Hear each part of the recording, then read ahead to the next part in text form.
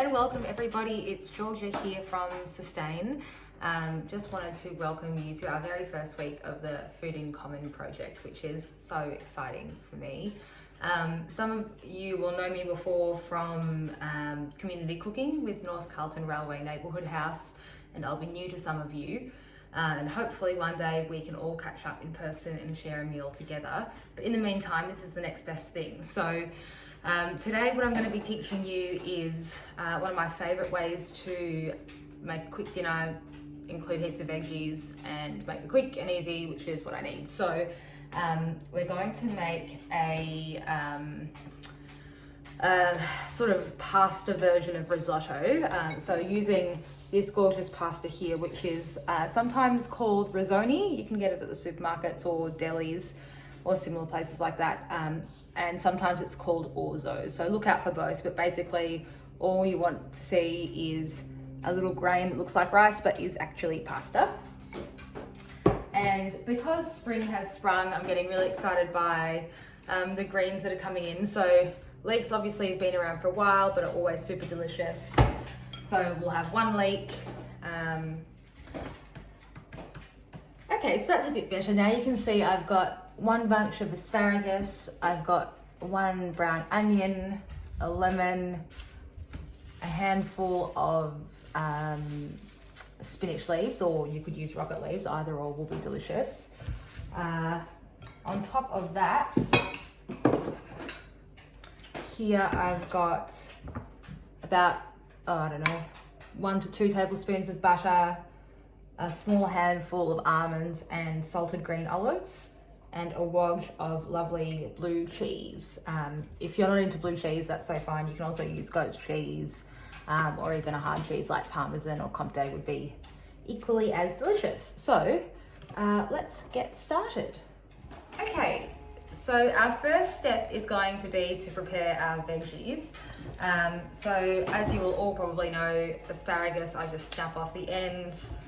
You can get a bit carried away and end up wasting a lot of your asparagus because that bit still looks pretty good to me. So try and put your thumb lower down so as to not waste too much. And as always, if it's at all possible, ideally we'd be putting these green waste scraps in some sort of compost bin if there's one in your community. Otherwise, for a lot of stuff, you can at least make the most of it by making a veggie stock at the end of the week with all of your scraps, which is dedicated, I know, but very easy, and veggie stock will keep for much longer than meat stock in my experience. Next thing to do is prepare the leek. So let me just adjust here. There we go, you can see everything. So I'm just going to use most of the white part today, and I'm not a very fussy cook.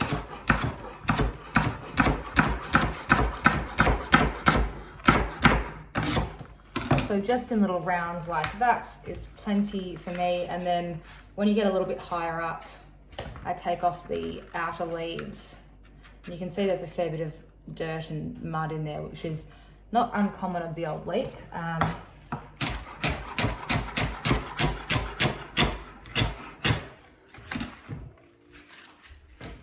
So all I'm going to do now is gather this chopped leek up and give it a little bit of a rinse with cold water to get all of that yuck dirt straight out of there.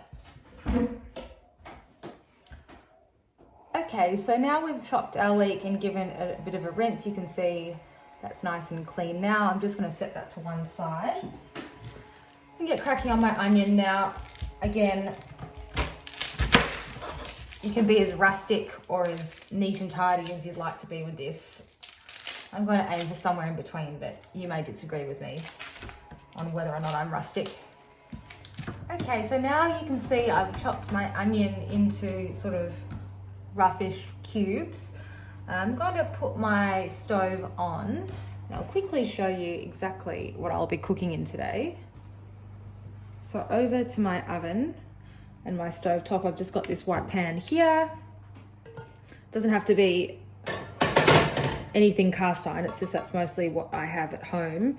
But yeah, basically anything that's sort of deep enough to hold or will end up being quite a rice-like dish. Okay, so I'm just going to put a low heat on. You can't really see the gas, but yeah, just a low to medium heat. And I've got my big logs of butter. I'm just going to throw straight in there now. If you want to use oil as well, that's totally fine, up to you. And I'm just going to let that melt and then throw in my onions and leek. Okay, so while that's cooking, we're going to prepare the rest of our produce. So with the asparagus, again, it's totally up to you how large or small you want to cut this. But I like to do a bit of a medium size. So what's that? A couple of centimeters. So there's still a bit of texture in there, but it doesn't cook too quickly and become overcooked, which is obviously the asparagus nightmare that we all face. So I'm just going to put that to one side again now that that one's done. And with our lemon, we're going to grate that rind a little bit because it's so gorgeous.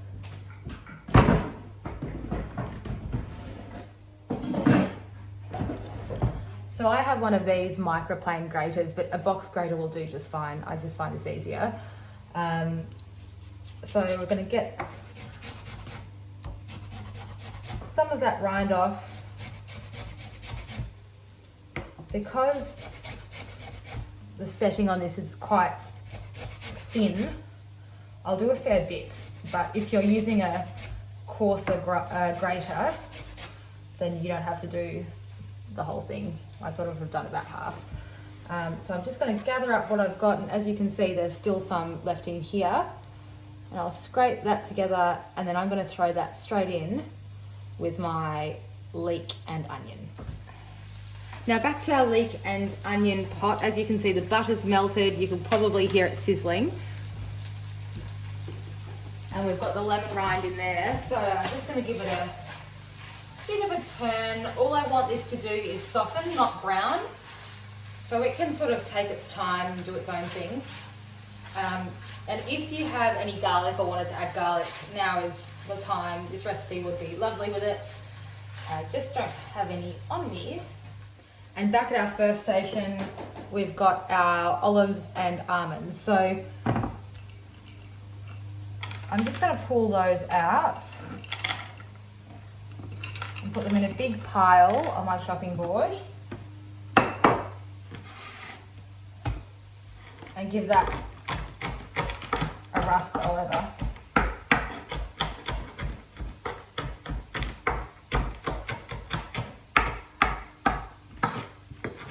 Again, if you're somebody who prefers a finer texture, that's absolutely fine. I like a little bit of chunk in my food. Lovely, so that's that prepared. And the last step is to break up the cheese, but I'm going to do that straight over the pasta because otherwise I'll get it on my hands twice and that grosses me out.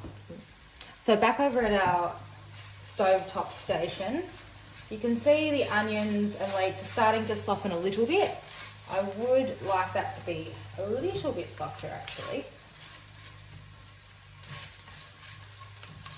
So again, I'm going to give that another minute or so. Now, if you're using powdered stock, you can also prepare that now. And if you've got a bit of white wine, lovely. If you don't, no worries. So I'll be using veg stock for this, but chicken stock would also be yum. And I am using powder because I don't have any prepared. So yeah, you can either mix it up according to the instructions or do what I do, which is just give a little bit of a sprinkle, add water, taste it, and go back and forth. Totally up to you. Now this is starting to soften nicely. What we're going to do is grab our risoni or orzo and throw that in just like you do for a risotto and give that a nice toss in that butter. So you just need to make sure at this stage that there's enough oil of any kind, whether it be butter or olive oil or whatever, to give each of those grains a lovely glossy coat. and let that cook for a couple of minutes, just giving it a toss as you go. Okay, so at this point I'm just going to add a little bit of stock powder. I just give a light sprinkle like that. Do remember that this recipe has the salted olives in it, so underdo it rather than overdo it, because otherwise you could end up with something rather inedible quite quickly. And now that's had a couple of minutes of the pasta grains cooking, I'm just going to pour some water over.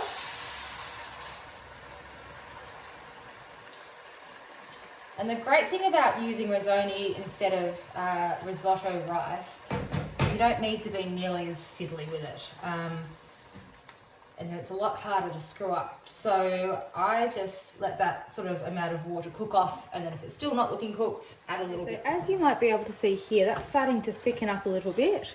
So I'm going to add another cup and a half or so of water.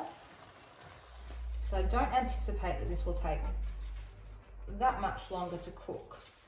I am going to leave the spinach out just for now because I prefer that to still have a little bit of body in it. But if you prefer a softer spinach or rocket or whatever you're using, then you can throw that in now too. I'm also going to grab my blue cheese. I reserved a little bit for crumbling over the top just for garnish, but you don't have to do that. And I'm just going to sort of pelt that in random sized chunks, just so some of it melts and some of it stays whole. Now, one of the very last things you have to do is juice your lemon. So you don't need a big lemon for this, just a small one will do fine. So you have reference of how much lemon juice. You can see here, it's just under a tablespoon or so. And I'm just going to throw that into the pot.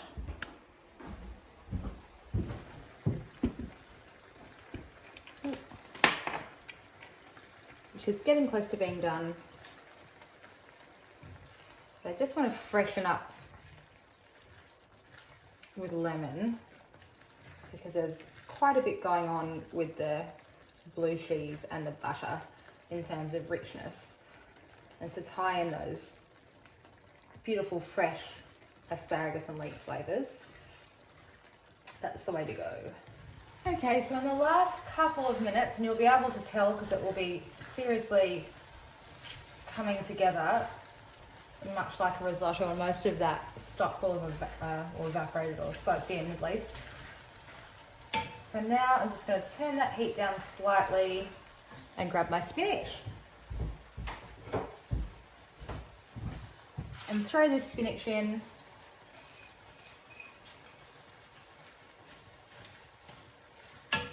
Turn it off. Give it a good mix. And now that's turned off, I'm just going to scrape in my olives and almonds. So now we're at the fun part where we have our finished product.